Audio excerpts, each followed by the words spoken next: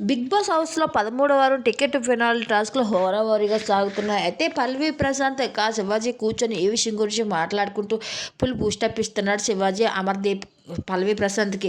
అరే నువ్వు గేమ్ బాగా ఆడు, ఒక్క టాస్క్లో ఓడిపోయని చెప్పి నిరాశపడద్దు.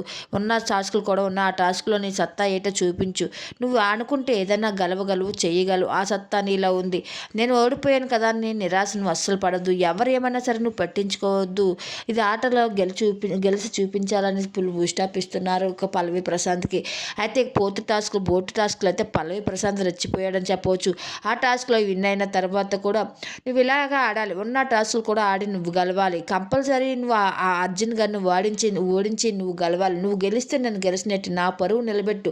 ఆడు నాకు ఎంత నమ్మక ద్రోహం చేశాడు, ఆ నమ్మక ద్రోహం తగినట్టుగా నువ్వు చెయ్యాలిరా అంటూ ఇంకా పల్లవి ప్రశాంత్ మెచ్చుకోవడం అయితే జరిగింది. ఆ టాస్క్ నుంచి గెలిచి వచ్చిన తర్వాత శివాజీ అన్న కౌగులించుకొని, అన్న ఇదంతా నీ వల్ల, నువ్వు నాకు సపోర్ట్ చేయడం వల్ల నేను ఈ టాస్క్లో గెలిచానంటూ పల్లవి ప్రశాంత్ శివాజీని పట్టుకొని ఏడ్చేశాడు.